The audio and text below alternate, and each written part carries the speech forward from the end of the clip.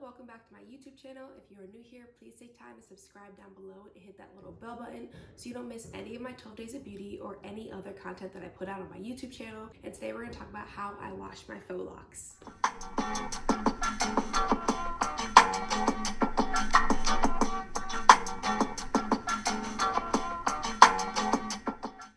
So, as some of you may know, I've had my faux locks since the beginning of December, late November for my birthday. This is my first time ever having this style, so this is the first time I've ever actually washed them or had to deal with washing them. I will say every time that I have a protective style, I always have to wash my hair because my scalp is too dry to sustain over an extended period of time. My scalp will start to flake and just a lot of annoying and itchiness. Okay, so I always have to wash my protective styles. So I had to watch a bunch of YouTube videos to see how other people with faux locks and locks in general wash their hair. So based off that and just previous knowledge of other protective styles, I'm going to talk about how I decided to wash my faux locks. I will also say if you hear any banging, there's a lot of construction near my apartment, so I'm sorry about that. I will try to speak loudly so you guys can actually hear what I'm trying to say, but keep watching so you can hear some of my tips as it relates to washing faux locks. So first and foremost, if you are new to this series, you should definitely go back and watch my favorite Black-owned wash day products because I already featured the products that I use to wash my faux locks, but I decided to use Girl & Hair. Girl & Hair's moisturizing water to foam shampoo was the first product that I decided to use when trying to wash my hair. They also have an apple cider vinegar rinse that I thought about using, but I wanted to actually wash it given that I was washing it before a very formal event that I was going to that night, so I wanted to make sure that my scalp was not itching or anything of the sort. So I started off with this, and because Girl & Hair has really nice applicator tips, it was super easy for me to actually put it directly on my scalp. So you can see how I'm washing my hair, I'm putting it on my scalp directly and then just rubbing in between my parts.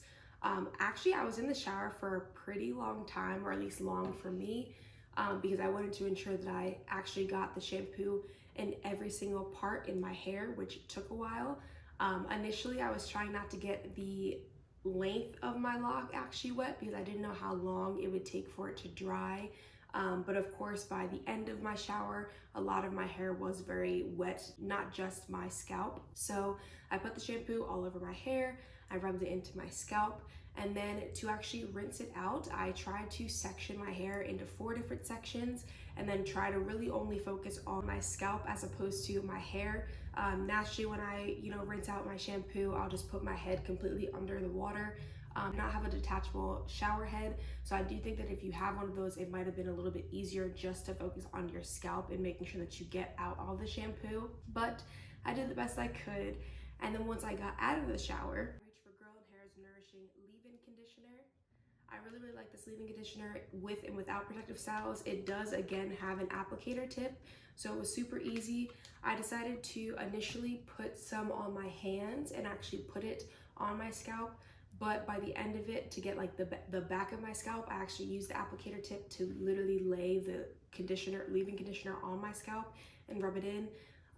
The leave-in conditioner has shea butter and tea tree oil. Tea tree oil is super good for my scalp, and I definitely recommend it for people that have dry and itchy scalps normally. It gave a very nice cooling sensation.